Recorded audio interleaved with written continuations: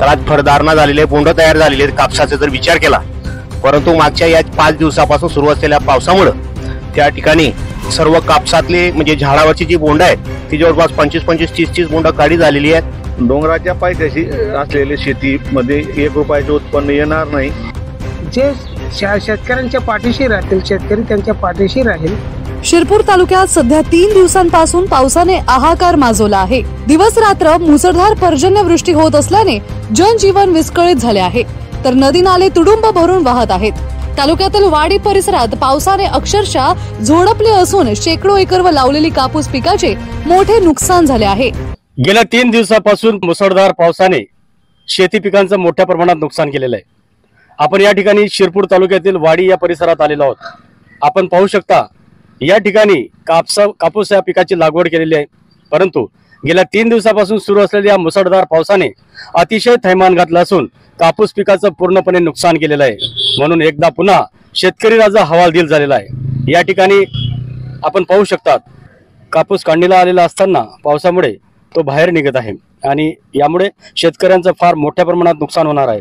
ऐन काढणीला आलेला कापूस अतिवृष्टीमुळे बोंडातून बाहेर निघून पडत आहे, तर झाडावरच्या कैऱ्या सडून पडत आहेत, तर काही डोंगराळ भागात पावसाचे पाणी शेतात साचून पिके जळून खाक झाली आहेत। दरम्यान शासनाने त्वरित पंचनामे करून सरसकट सर्व शेतकऱ्यांना नुकसान भरपाई द्यावी अशी मागणी आता केली जात आहे। या वर्षी शेतकऱ्याच्या दृष्टीनं अतिशय हानिकारक असा प्रसंग येतो आहे। मागील काही काळामध्ये सुरुवातीला ज्यावेळेस पिकं लहान होती त्यावेळेस सुद्धा पाऊस जास्त झाल्यामुळे तणांचं प्रमाण जास्त झालं आणि त्यावेळेस शेतकऱ्याचा खर्च हा वाढला।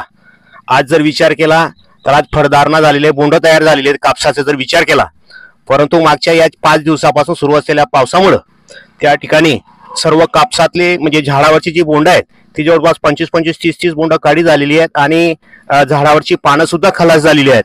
त्यामुळे शेतकऱ्याचं या ठिकाणी मोठ्या प्रमाणावरती हे नुकसान होणार आहे आणि खर्च सुद्धा या ठिकाणी शेतकऱ्याचा निघणार नाही आहे।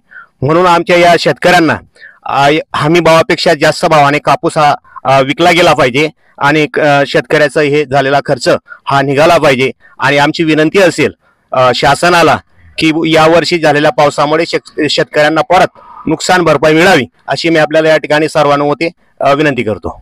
डोंगराच्या पायथ्याशी असलेले शेतीमध्ये 1 रुपयाचे उत्पन्न येणार नाही। या पावसामुळे एवढं अतोनात शेतकऱ्यांचं नुकसान झालेलं आहे, शासनाने याची पण दखल घ्यावी। मी वाडीचा शेतकरी बोलतोय।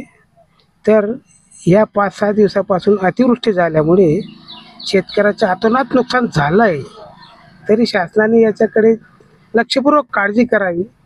जे शेतकऱ्यांच्या पाठीशी राहतील, शेतकरी त्यांच्या पाठीशी राहील, तर शासनाने एवढं लक्ष द्यायला पाहिजे। शेतकऱ्याचं अतोनात नुकसान झालेलं आहे, तरी नुकसान भरपाई त्यांना 100% मिळावी अशी माझी विनंती आहे।